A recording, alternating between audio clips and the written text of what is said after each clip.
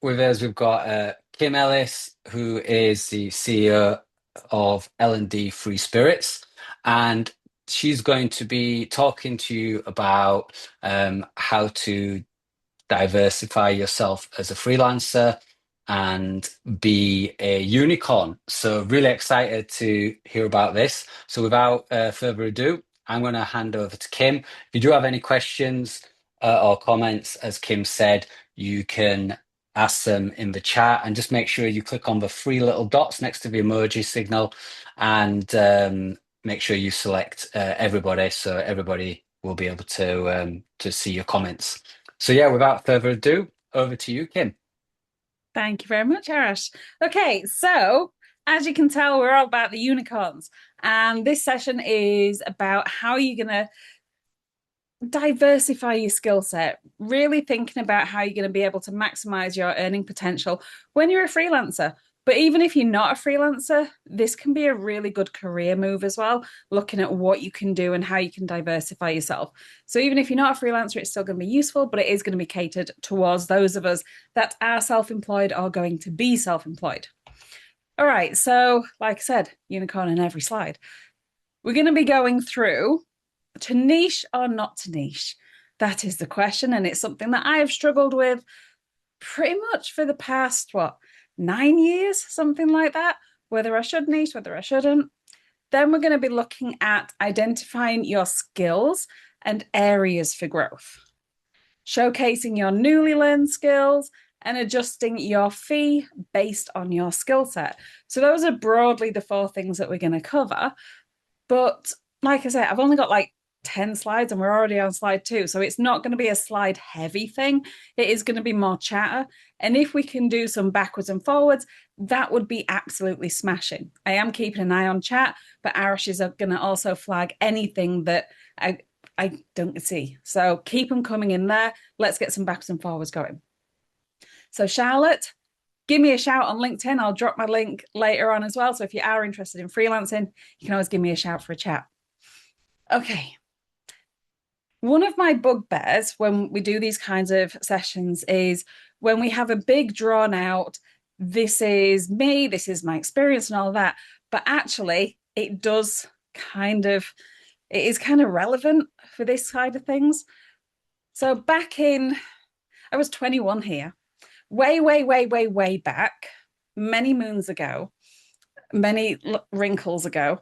I was working in a call center and we learned one skill and I was never happy with that. I was like, yeah, I can do this. I've done that. Now let me do something else. I want to do something else. So I was always looking for extra skills. I was always looking for extra things to do.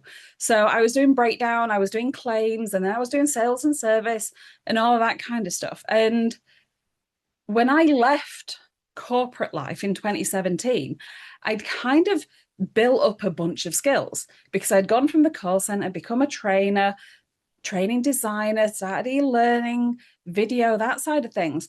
And it's like Pokemon. I know, look at it, size of that monitor. It was huge.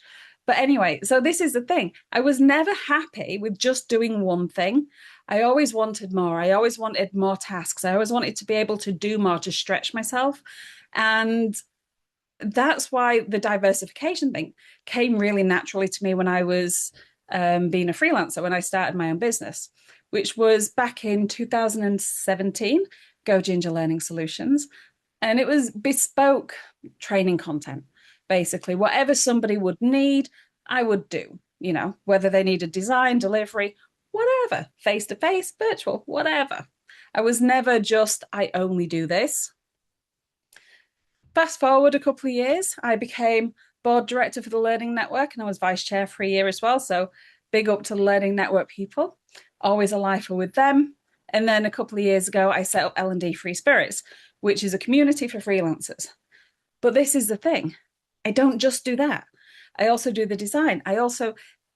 It's like Pokemon. Skills are like Pokemon. The more you have, the better you are, in my opinion. You have skills to do things. You have skills to run a business. You have different skills to deliver to clients, but also to network, to build communities, to do all of this stuff. So diversifying your skill set can be a massive asset. All right. So the question is to niche or not to niche? Now, when I'm talking about that you can have a really diverse skill set, it doesn't mean that you can't specialize in something. You can absolutely have a niche, but then have this big diverse skill set that kind of gives you that padding and diversity around it. Several months after I became self employed, I joined the Learning Network as a member and I was given a mentor. So I was part of the mentoring scheme. And he really hammered in the benefits of niching. So picking one thing, one industry, one type of thing that I do. Um, and he was absolutely right at that time. I needed the focus. I needed to be able to focus my marketing, target who I was going to, and all of that kind of thing. Back then, really, really scatty. I wanted to do sell cheap, sell to many was my business model, which isn't great if you're a freelancer because you'll just burn yourself into the ground. So I figured that I had this passion for call centers. I'd done over a decade in them. So let's pick that for my industry. Let's have that. I love doing inductions. Okay. So my niche is building inductions for call centers. Okay. In 9 years, I have rebuilt a couple of inductions and I've done some work in one call center. So if I would have stuck to that niche, if I would have stuck to that laser focused, then I would have kept flogging this horse that wasn't really taking me anywhere. It wouldn't bring work in, it wasn't growing me. It was just no good. So to niche or not to niche, that kind of is the question. I know that there's like the skull holding Shakespeare thing in there, but it is about not so much what's your skill niche, what's the one thing that you're going to do forever. It's more how are you going to market that? How are you going to push yourself out there for clients? How are you going to direct your messaging? So kind of think of niching like that rather than thinking you're only going to work on one thing for one type of client, which is fine if you want to do that. And I have a workbook for you coming up in a minute. So niching is usually your skills plus your passion equals your niche. I was skilled at doing inductions. I had a passion for call centers because that was all I knew back then. So there we go. That was my niche. That was kind of the formula that we had. But you don't need to stick to that one niche forever. You can evolve your offering. Like I said, I've only done a little bit of work doing inductions and I've only done one gig in a call center. So if I hadn't have diversified, if I hadn't have evolved, then I wouldn't have been successful as a freelancer. I wouldn't have been able to actually get work coming in from other avenues. So if you are niching, great, but it's not, you don't have to do it. You can diversify your skill set and you can do whatever you want. I mean, basically, freelancing is the freedom side of things. If you want to do something, bloody do it. Nobody's telling you what to do. All right. So I have a 4-step approach. So when you start out as a freelancer, you have an idea of what you want to do. It might be e-learning and development. Like I said, for me, it was inductions. It might be coaching, it might be facilitation. You might know the sector or the type of business that you want to work in, but consider as well, are you going to then end up siloing yourself? Could you expand your skill set, expand your client base, maybe charge more? Are you undervaluing your skills and are you undercharging clients? So I had, just to give you a little bit of a story, I had a client, and it was my second client actually, and it was a storyboarding gig. So I went over to them. They were local, so actually went to an interview, which is a nice novelty nowadays. And and I was supposed to be storyboarding some technical content. And they looked at my CV and they said, "You can do training, can't you?" I was like, "Yes."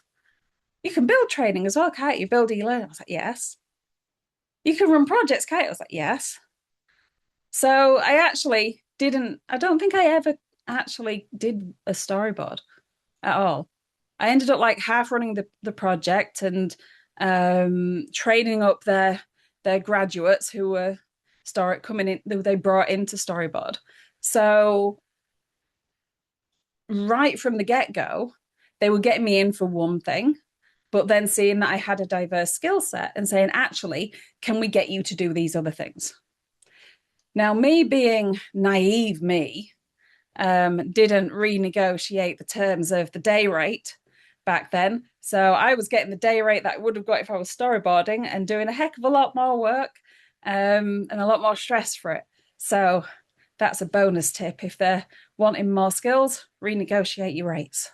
Anyway, back to the 4-step approach. First one is identify your current skills. Make a list. What are you confident in? What could you improve upon? What do you love doing?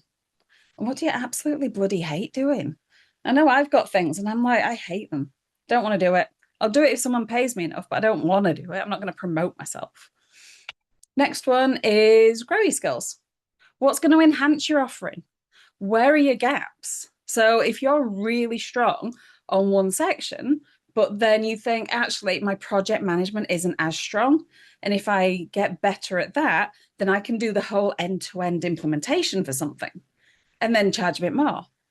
Where are your gaps? Grow your skills. Expand your horizons.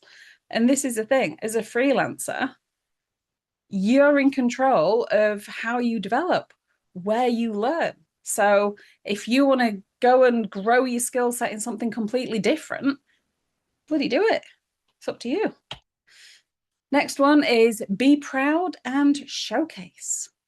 Make sure that people know what you can do. Case studies, portfolio, marketing, hosting webinars, hosting events, anything like that, being on podcasts, shout about it, be proud of what you're doing. Because if you're doing it self-employed, then you must be pretty good at it, because otherwise you wouldn't be trying to do it as a freelancer. So shout about it. Make sure that people know, actually, I can do this, but I can also do this as well.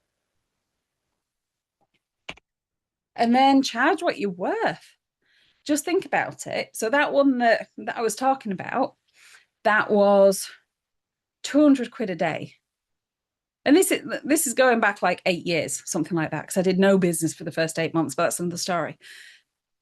200 quid a day. And I was training up, building the training, then training, managing, also built them a coaching program, managing the projects, client relations, then teaching them how to use Storyline, reviewing content, reviewing the storyboards, assigning work. So I was doing all of these things for 200 quid a day.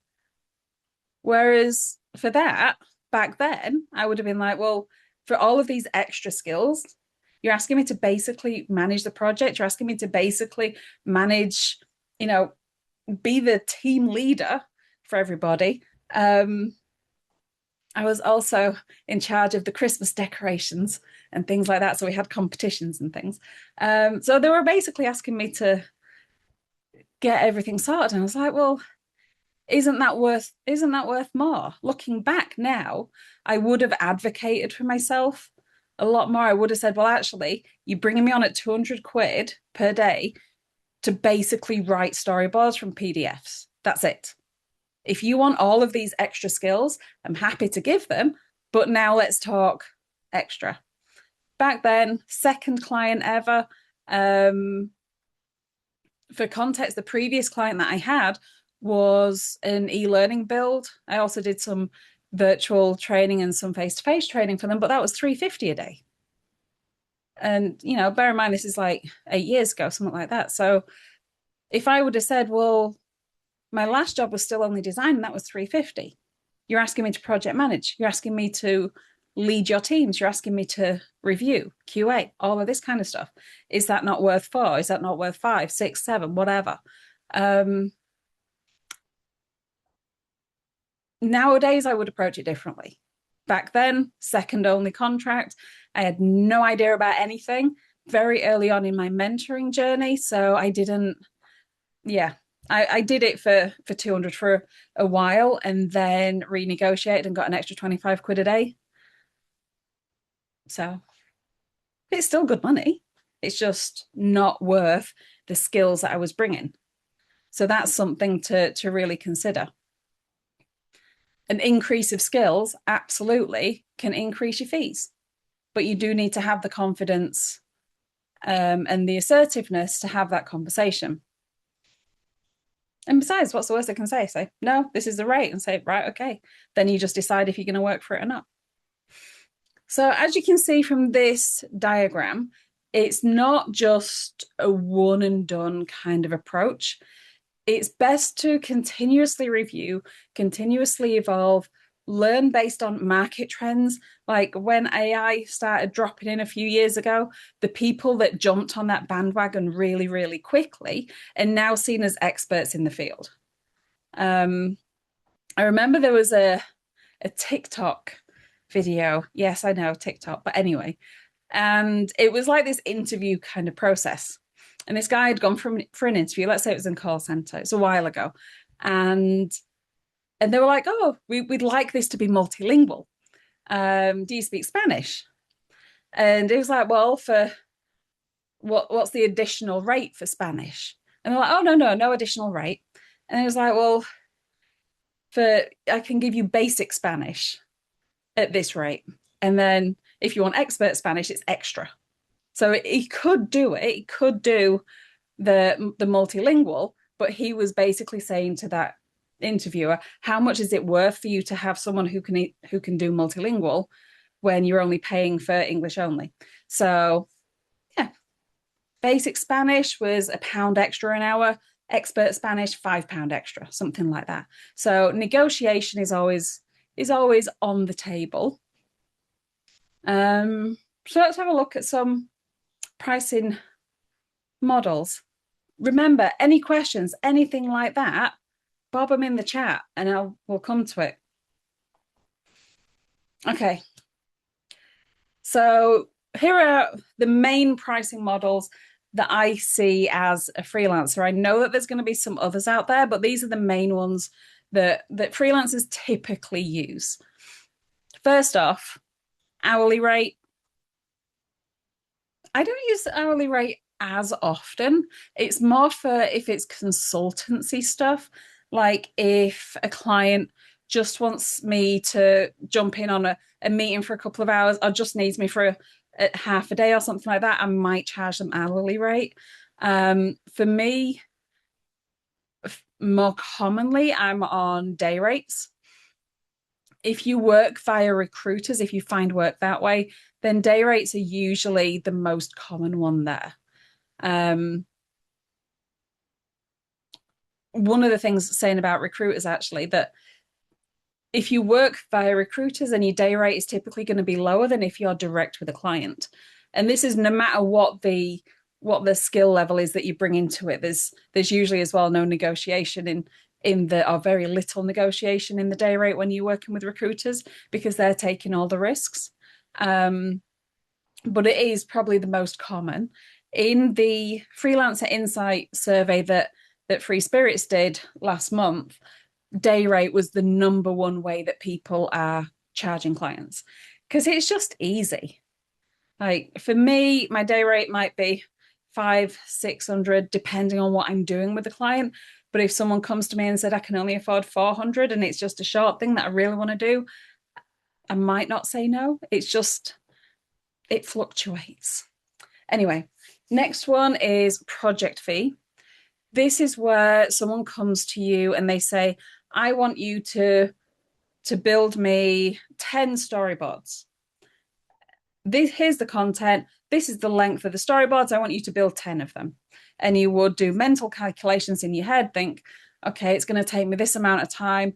Plus we've got the review cycle, amends, yada, yada, yada, meetings, all of that. Fine. I'm going to say to do 10 storyboards, I'm going to charge you, I don't know, let's say, for argument's sake, 1,500 quid.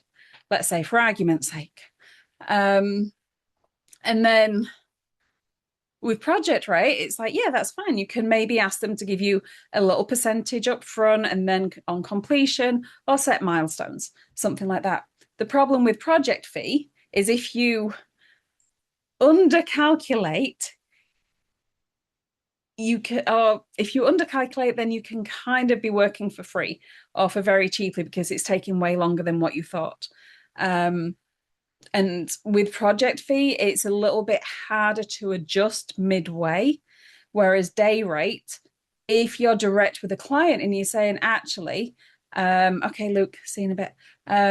If you're saying, actually, we started out on this and the project has changed, or my skill set has changed, what I'm doing, my tasks have changed, are we up for renegotiating the rates? It's much easier when you're on hourly rate or day rate than it is projects, because projects are fixed, they're set at the beginning. And then the other one is a retainer. And this is where companies will say, we'll pay you 2 days a month. And it's monthly into your account. However they use the 2 days is how they use it. Sometimes it'll roll over. So it's useful if you're doing continuous support for a client, not if you're doing like one-off trainings or builds or things like that. So retainers are a nice way that you can keep some money rolling in.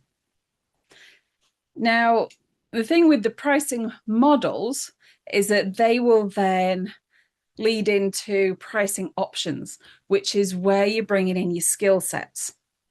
So first one is value pricing. Think about how much value your services are going to give. So let's say take that gig that I was talking about, and rather than just storyboarding, I'm actually saving you money from hiring a project manager. So I am saving you, let's say, 30 grand a year or something like that. I don't know how much project managers earn, but anyway, I'm saving you that money. So would it be acceptable for me to price based on that? If you're running a sales initiative and you say, based on this, our projections, you're going to increase your sales by 10%, which is worth 100K a year. Okay, I'm bringing that to you. Can I charge you 20% of that for the engagement? So value pricing is a really good way to, especially if you're doing like a sales-based kind of skill, if that's something that you want to do, it's a really good way of pricing yourself and letting your clients see the actual value rather than just doing it on a day rate or a project fee. It is a little bit risky though, because if they turn around and say, yeah, well, we've only actually sold 50 grand's worth of stuff, so can we cut your fee in half? You're going to say no. So it is a little bit riskier, but you can potentially earn quite a bit doing that. Next is the service pricing, which is where you price based on your services. So this is going back to that gig. If I said, well, 200 quid a day, that's for me storyboarding. 500 quid a day is for me doing all of this extra stuff that you want me to do. Take it or leave it. Would I have wanted to walk out of the door then with nothing?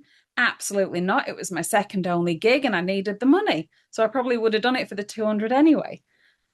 But think of it like a sliding scale. The more things that you can do, the more strings that you add to your bow, the more that you can potentially charge clients. So what does everybody do? Let me know in the chat. What is your skill set at the minute? So what are you doing?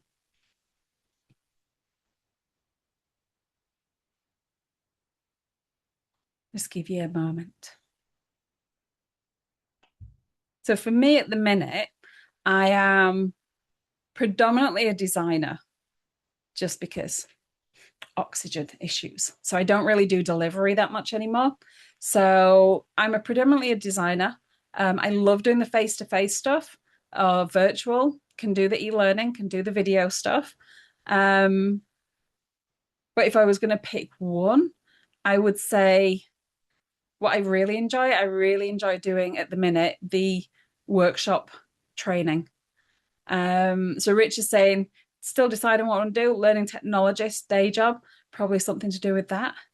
Yeah. See, that'd be a really good one to start off with, that you can start to stretch yourself. You can start to have those conversations about what else do people need, and start building up your Pokemon kit of different skills as you're going. And you might find in a year or 2 years that you've pivoted to something completely different, but that's as your backup. So learning designer for online learning. Charlotte's saying working whole project and project management, filming, coding, web pages. Wow, you've got a good skill set there as well, Charlotte. So yeah, learning designer, and you've got all of these extra things. And if someone just brings you on just to do learning design, and you say, right, okay, that's 350 a day, fine. And then they say, oh, actually, you can do a web page as well, can't you? And rather than being like, yes, I can, I'm here anyway, may as well do it, which was my normal response, you could say, yeah, I can. But now it's going to go up to 450 a day. Please, thank you. If you want me to do this extra thing, give me some extra money. I think this is sometimes the thing when you go into a business and they have their staff who are employed to be there anyway, and they're employed to do the things. They go and they do the professional developments, and then they impart those skills within the business there and then. But when you're a freelancer, you are brought in to do one job, one specific thing. So being helpful, yes, that might get you in as a repeat client. It might get you back in to do more work. But actually, you've got to think, are they then taking advantage of your kind nature by not giving you the money that you're entitled to because you're giving them all these extra things? Whereas if you would have known that at the beginning, you would have priced your services differently. So just consider that. Okay, so we've got developer, animating video, editing, photo editing. So you've got loads of skills there that you can use to kind of like stack on top of each other. Okay, and then we've got availability pricing. See, I like this one. Hardly ever use it, but it's a good one that you get your clients sometimes, and they're like, okay, but we need you to start next week. We need this signing off by next week. And you're like, yeah, I can do it, but it's going to mean working all weekends and into the evenings. And it's going to be a pain in the ass because my week is full next week. I've had ones like that. So you'll have those at some point. Sometimes your prices will go up. The quicker somebody needs it, you know yourself, you're going to have to work to the bone to get that project across the line at their time frames. So add an extra 20% for a rush job. Add that to your price and say, actually, to deliver on this date would be X amount. So let's say, for argument's sake, that it's going to be $5,000 to deliver on this date. And if you want it 2 weeks in front, if you want to bring the deadline forward, it's going to incur 20% charges. Because I'm going to have to drop other client work. I'm going to have to drop other work, other planned things to work on your project. So availability pricing is a good one to keep in your back pocket. You might not need it on everything. And then we've got bundle pricing. This one's fun. This is one where they get you in to maybe do the learning technologist stuff. And then you can be like, actually, I also do this. I also do that. I also do LMS implementation. And they'll be like, okay, how much do this bit and this bit and this bit? So, well, if you have them as a bundle, it will be this amount. To just get me doing this is going to be £1,000. To get me doing this and this is going to be £2,500. To do them separately would cost you £3,000. So Do you see what I mean? So it's kind of like giving them a little bit of a discount for giving you, multiple things to do. You can create bespoke bundles. You can bundle up your services and put it on your website, power of three marketing stuff for services and all that. But bundle pricing can be quite a nice way to stretch the different skills that you do. So just to recap, here are um, the four steps. If you want to screenshot those, I will be sharing the slides as well in a minute. But identify your skills, grow your skills, showcase the bejesus out of it. This is the thing that I struggled with for years, and I don't know if it's just a me thing, but it was almost like, oh, people should know how awesome I am. People know me, they know what I can do. People should just come to me. And I was like, I don't want to, I kind of sometimes find it a bit of a cringe to be like, yes, I can do this. I can boss that. I am freaking awesome at whatever. So we kind of, you've got to get over yourself if you're self-employed. Because nobody's going to do your marketing for you unless you're paying them. So showcase the bejesus, be proud, shout about it on LinkedIn, get testimonials, all of this jazz. And then charge what you're worth. Don't charge what people think you should be charging. Don't charge what you think you should be charging. Charge what you're actually worth. If you've got, let's say, I mean, looking at the chat, we've got, let's say you got half a dozen skills in your skill set. If someone was only bringing you in to do one of those, how much would you charge them per day? Okay, now do that for all of your skills. How much would you charge if someone was only doing animation diversifying? If someone was only doing design, only doing project management? And then think, okay, so if someone wanted me to do project management and coding the websites, if I'm bundling those up, how much is my day rate now? So you can kind of start coming up with the rates that you're comfortable with, so you can have a much better conversation when you're in with a client. And if they're trying to lowball you, then you can say, actually, this is what I usually work at. Then you can decide if you want to work for a cheaper rate or whatever. If a client comes to you and gives you way more than what you're expecting, then yay, we like those ones. You don't have to have a conversation, just take it. But yeah, anyway, so spot a gap in the market, in the industry, develop into that, become an expert, add that to your skill set, make sure people know what you're doing. Cannot stress how important that is. Okay, so there is a workbook that will help you find your niche and make it your superpower. Now, it is a paid thing, but because we're all mates here, there's a discount code where you can get it for free. Discount code is unicorn. Now, this, at the beginning, I was kind of like, we're not doing the actual, I'm not doing just niching, because for me, it doesn't work. I like to diversify. I like to be able to price differently based on what I'm doing.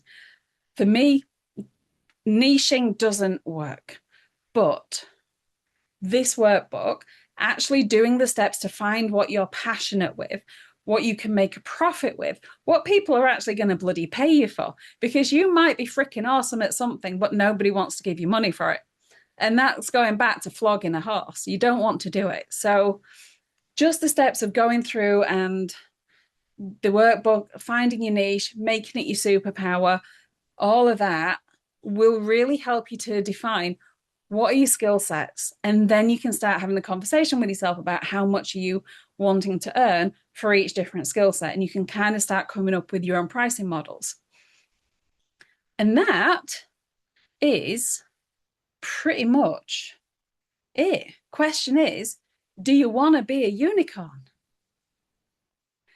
Because the thing is, when you're a unicorn, when you're a freelancer unicorn, you can go into any client and do anything.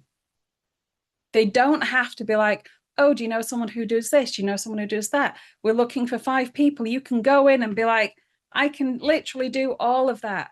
I am a freaking unicorn. I can drop myself into any business, any training thing, any situation, and run with that project. You're much more valuable when you have a diverse skill set and you can charge more. So let's give a yeehaw to the unicorns. And yeah, any questions that you've got, bob them into chat.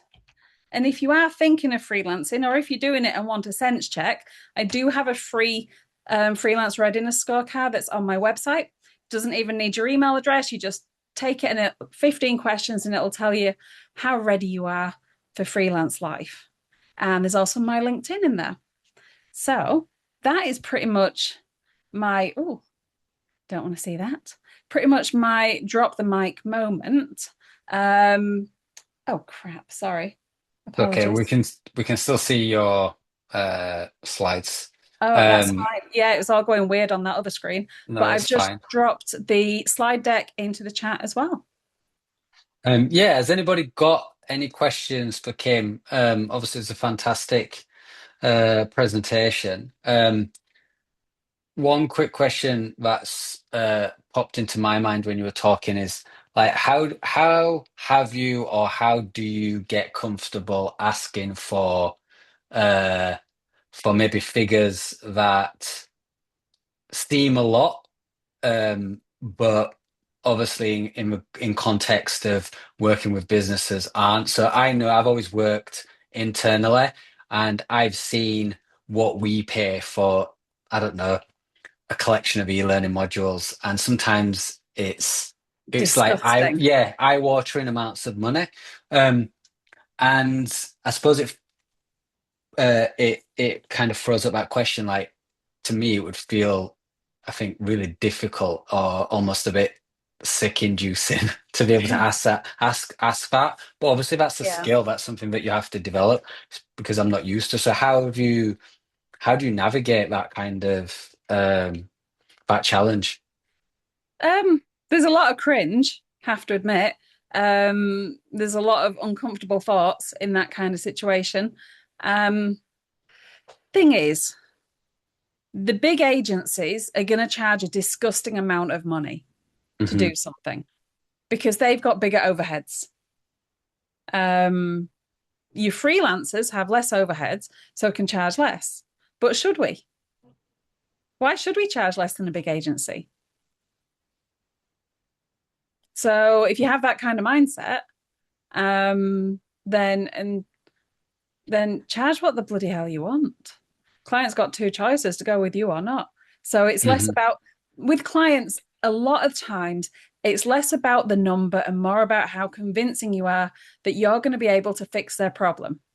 Hmm. And that's where having a diverse skill set can really help because you can confidently say to them, no matter what happens with this, I can sort it, I can handle it. So it's like if, for instance, if they decide that actually they do want avatar videos, and you're like, yeah, I can throw that in, not a problem. Hmm. Or if they do want to do something, if you're charging a lot of money and you think there's a lot of gravy in this, I can bring in another freelancer to help you spreading the wealth a bit as well. So you're building your own team. So it can be really cringe having that conversation, but you've got to remember in the back of your mind, there's always going to be somebody charging more who's getting the work. Hmm. And people will either go for the most expensive because you've got that perceived value there, or they're going to go for the cheapest because they just want the box ticking exercise, something like that. Um, but you've just got to find a number that's comfortable with you. Hmm. Um, I still I've just quoted on something to do some Rise courses for a client.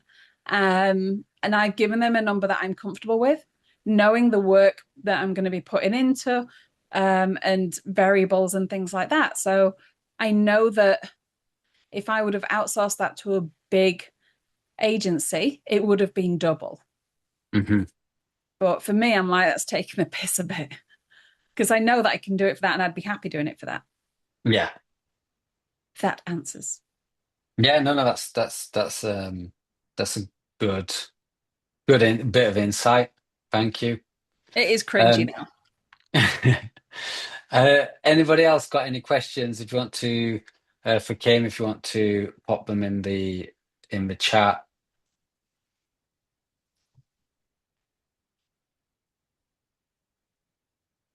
I think sometimes when you give a price, you take that suck of breath. It's like, Mm, okay, I will do that for £700 a day. Please don't say no. Please don't judge me. It's that kind of feeling, which we yeah. kind of have to get over because in the past 3 years of doing the insight survey, and the results are going to be out in a couple of weeks, the rate that people charge in, majority are saying hasn't changed in the past 3 years. Hmm. And I know for definite the rates that I'm getting offered through agencies haven't changed.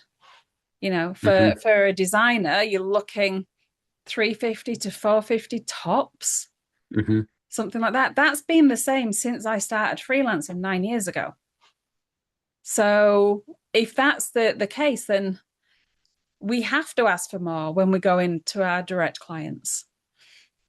And subscription fees are going up. Yes, absolutely, Yeah. Sonia. This is the thing. The Articulate fee went up. Um, so I'm paying more for the tools that I'm using to build e-learning, and Hmm. the agencies are still paying me the same. So when I'm going to direct clients, my rates are going up. Yeah. Or the additional Yeah, costs of having to pay for additional tools like AI subscriptions, for example. And exactly. Articulate is like being held hostage. The thing is, though, love it or hate it, it is still the one that the majority of clients want. It's simple as that. So, yeah, unless you're specializing in a different kind of tool and you're getting enough work through that, um, yeah. Uh, do I pass these costs on? It depends. If it's something super niche, then I would. I may not tell the client that I was passing those on. I would just work it into the quote, especially if I was doing project pricing. So let's say somebody wanted me to build some videos in Beyond. I'm not going to pay for that license if I'm not actively using it. So yeah, that would be factored into the contract fees or the project fees. But if it was a system that only they use, I would pretty much have it written into the contract that they need to provide me access. But I've had this before where someone said, "Can I get the company to pay for my Articulate license?" And it's like, well, no, because you're a freelancer and that's going to be your bread and butter thing if you're an e-learning developer. So you got to take that cost yourself. But if it's something niche, then yeah. Okay. So any more for any more?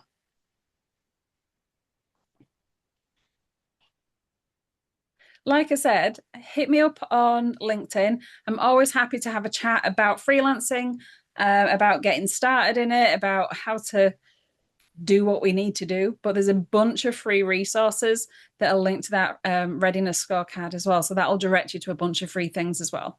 But yeah, all that. If you're happy with everything and got no further questions, then you can have 15 minutes back to go and enjoy some muggy sun. Yeah, and for anybody who's wondering, obviously we've been where we're recording or where you'll be able to pass or view the recording because I know a few people had mentioned that. So that'll be available in the members dashboard shortly after the session and on our YouTube channel. If you have enjoyed today's session and you're not yet a member, you can join the Learning Network for just £20, £29 a year at thelearning-network.org, supporting your development and helping us offer more events like these. So massive thanks once again to Kim and for everybody who's joined us today. You can have 15 minutes back, enjoy the rest of your day, and we really hope that we'll see you again at another Learning Network event soon. Thanks, everybody.